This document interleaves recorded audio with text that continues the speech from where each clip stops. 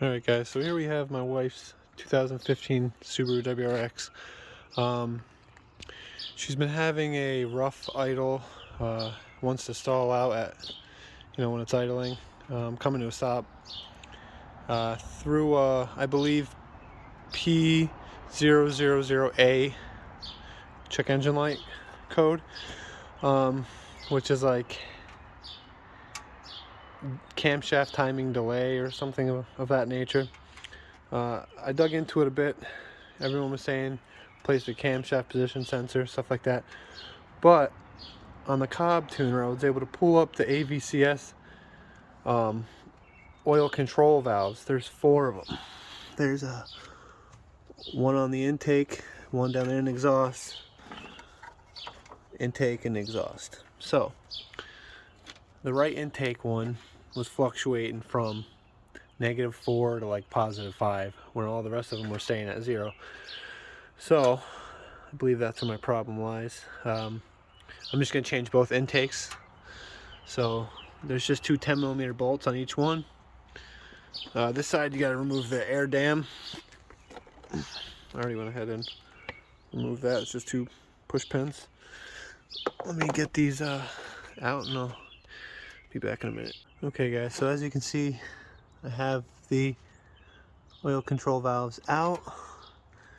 They actually came out really easy, surprisingly.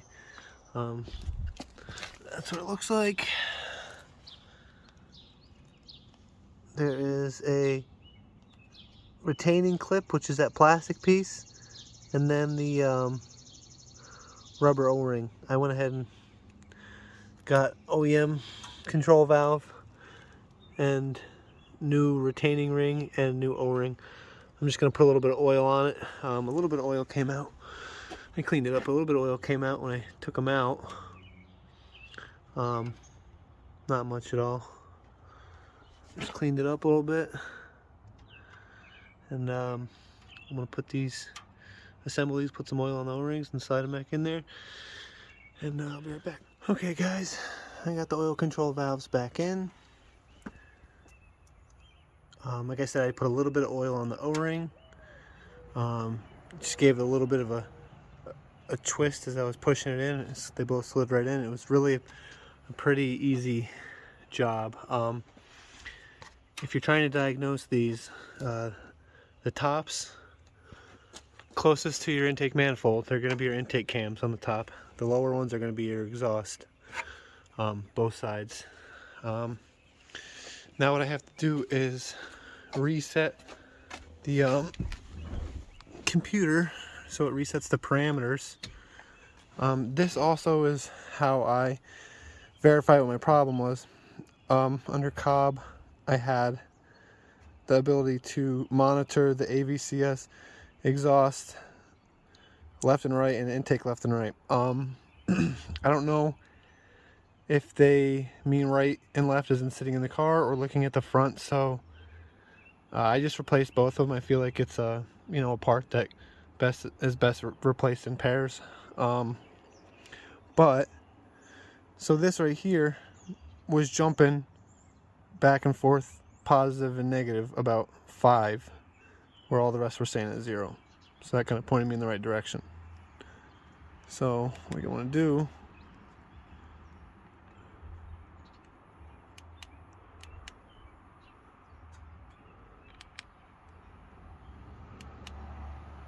reset learning and clear codes from the ECU.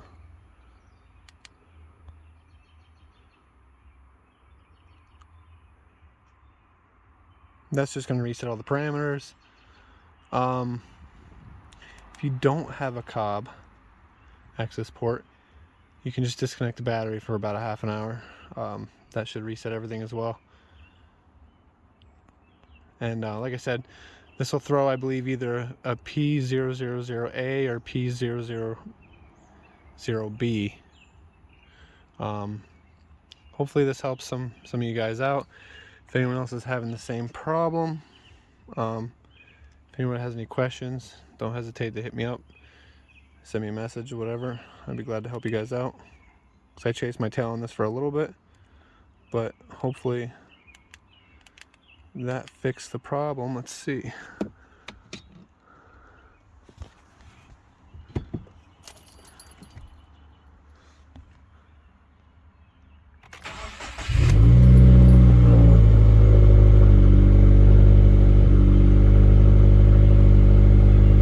It might jump around a little crazy for a minute while it's you know, kind of finding the parameters, relearning. You might have a little bit of a weird idle at first. Also guys, this code can come up and this condition can happen if you have low oil, really old or dirty oil. There's a couple other things that can cause this. So always check those first. I changed the oil, I had fresh clean oil topped off, and it was still having the issue, so I knew, you know, my problem was a little deeper. So as you can see, the AVCS intake right and left are pretty well in sync with each other. Like I said, normally they sit right about 0, but since I did a relearn, they might jump around a little bit at first until it finds its parameters, finds its happy place, and it sits where it wants to sit. You can see right now it's pretty much 0. When they are fluctuating, they're both fluctuating pretty much the same, so that's a good sign. Alright guys, everything came in this one pack. As far as, it came with 2 retaining clips and 2 O-rings. So here's the part number for that.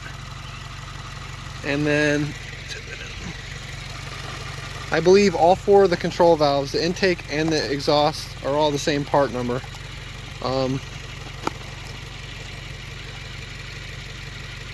There's the part number for that.